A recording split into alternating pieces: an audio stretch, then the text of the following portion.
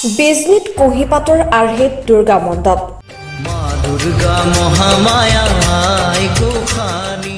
চিৰাং জিলাৰ বিজনীৰ কুকলুং পথত মিলিজুলি সংঘৰ উদ্যোগত এইবাৰ ৰূপালী জয়ন্তী বৰ্ষ উদযাপন কৰিছে। এই উপলক্ষে মিলিজুলি সংঘৰ তৰফৰ পৰা ৯০ দশকৰ সৰু সৰু ল'ৰা ছোৱালীয়ে পঢ়া সেই কুঁহিপাতৰ আৰ্হিত শ্ৰী দুৰ্গা পূজা মণ্ডপ সাজি উলিয়াইছে। কুঁহিপাতত যি পঢ়িছিল সেই সকলোবোৰ ফুটি উঠিছে মিলিজুলি সংঘৰ এই মণ্ডপত।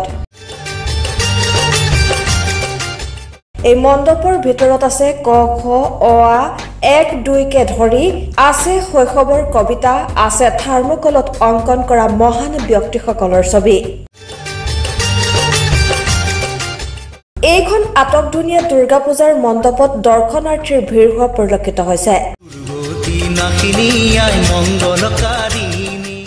এই দুৰ্গা পূজাৰ মণ্ডপে শৈশৱৰ স্মৃতিৰ ৰোমন্থন কৰিছে।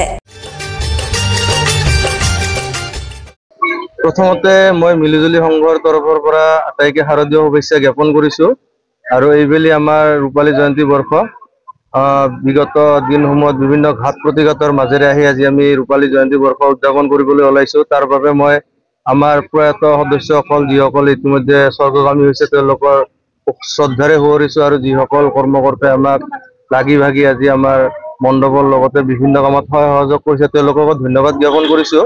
এইবেলি আমাৰ থিম হৈছে কুঁহিপাত। কুঁহিপাত হৈছে আমি প্ৰাথমিক বিদ্যালয়ত পঢ়া মাতৃভাষাৰ যিখন কিতাপ তাত থকা অ আ ক খ ১ ২ তাৰ আলমত আমি বিভিন্ন বৰ্ণ কবিতা আৰু আমাৰ প্ৰাথমিক বিদ্যালয়ত পঢ়া যিসকল সাহিত্যিকৰ কবিতা গল্প আমি পঢ়িছোঁ তেওঁলোকৰ পৰ্ট্ৰেট আমি থাৰ্মকলত কাটি বনাবলৈ চেষ্টা কৰিছোঁ আৰু লগতে এইবাৰ আমাৰ মাৰ মৃন্ময়ী মূৰ্তি আমি বাহিৰৰ পৰা আনিছোঁ।